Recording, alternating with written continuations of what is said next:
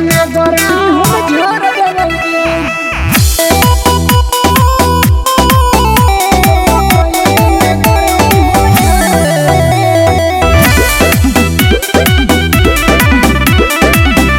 Recording studio Ekangar सराय।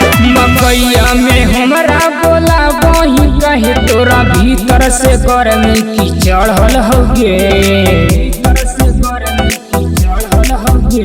मकैया में हमरा बोला बही कहे तोरा भीतर से गर्मी की चढ़ल होगे। तोरा सूट नहीं हम सलवार देबोगे।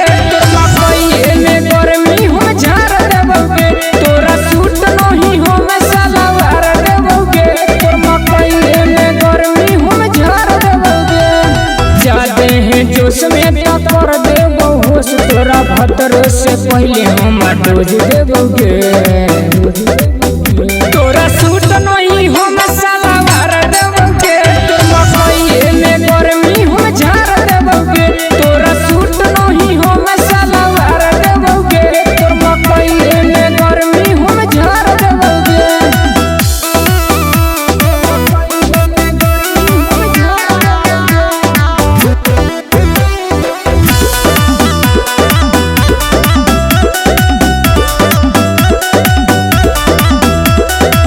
चाही ना हमारा शादी शुदा, चाही हमारा कुमारी गे। आज कल के छौड़िन के चढ़ल है 16 के जवानी गे। आगे तोरे झौ 16 छौड़ी हमारे झौ 17। गोदिया में ले रहिए पैदा करबो खतरा। कर देबो पैदा तो हो जइतो फायदा। तोरा मार्केट में जाके सेल कर दोगे। तोरा सूट नहीं हम सलवार देबोगे। तोर मकैया में गर्मी हम झर देबोगे। तोरा सूट नहीं हम सलवार देबोगे। तोर मकैया में गर्मी हम झर देबोगे।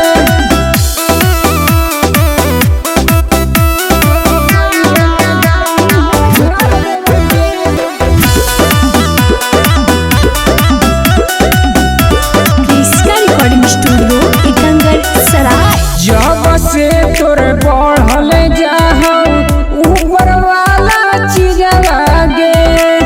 बेरी बेरी फटा हो छौड़ी नीचे के सामी जवा गे। आगे ले घड़ी छौड़ी तू जाही छटपटाई गे। नीचे वाला चीजवा तो जाई तो भुआई गे। ओहिला कुंदनवा के लेबे ना दे मितानंद राकेश धाके रेल देतोगे। तोरा सूट नहीं हम सलवार देबोगे। तोर मकैया में गर्मी हम झर देबोगे। तोरा सूट नहीं हम सलवार देबोगे। तोर मकैया में गर्मी हम झर देबोगे। रिकॉर्डिंग स्टूडियो एकंगर सराय।